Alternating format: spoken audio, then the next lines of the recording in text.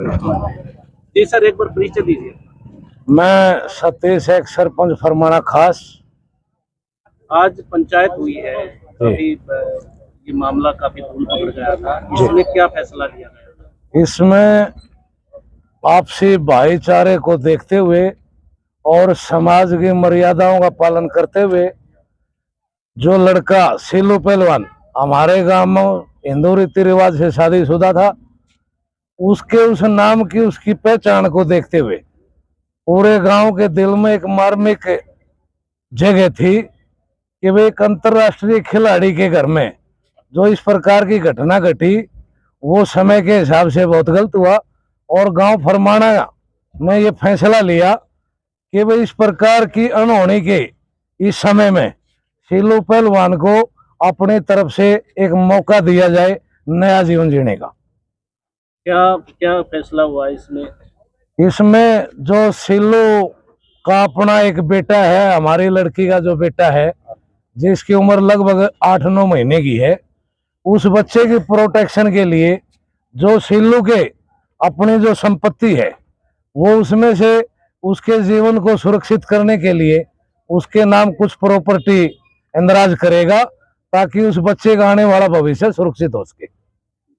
तो पुलिस में जो मामला दर्ज था, जो शिकायत दी गई थी, उसका क्या रहेगा?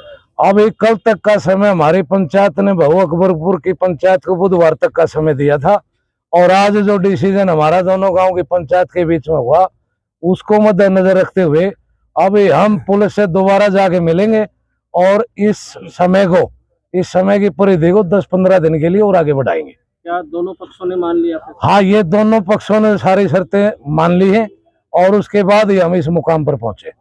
निस्वार्थ हुआ ये बिल्कुल निस्वार्थ लड़की के जो फादर हैं, फरमाना गांव की पंचायत ने ये निश्चय कर लिया था कि हमारे जो मेम चौबीसी के जो बड़े बड़े गांव हैं या जो हमारे चबूतरे की जो मर्यादा रही है उसको मद्देनजर रखते हुए हमने ये डिसीजन लिया कि हमारी जो बेटी चली गई वो सदा सदा के लिए चलेगी, वो वापस नहीं आनी और उसकी एवज में हम अपनी बेटी के शरीर का कहीं पैसे के लालचवश या कोई सौदा नहीं करेंगे।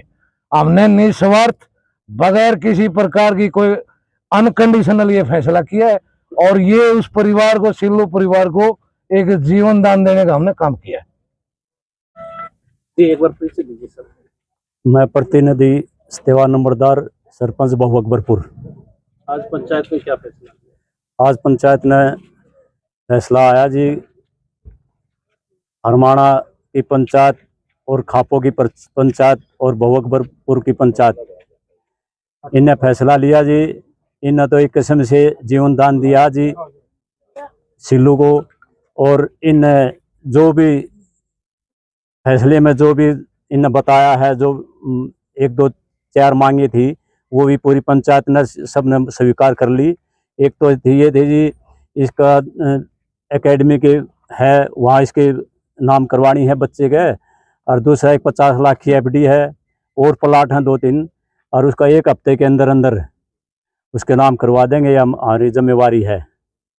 ये सिल्लू की शादी की भी बात कही गई है। हाँ जी, इनके तो मतलब फरमाने वाले ने तो इतना बड़ा काम किया कर दिया कि गांव बहु अकबरपुर जब तक वहाँ खेड़ा बसा रहेगा इनका शान नहीं तार सकता। फरमाने वाले ने तो इतना हमारे पे एहसान कर दिया और इन्हें ये भी बात कही अभी हम भी इस सिल्लू की शादी के लिए सोचेंगे, करवाएंगे।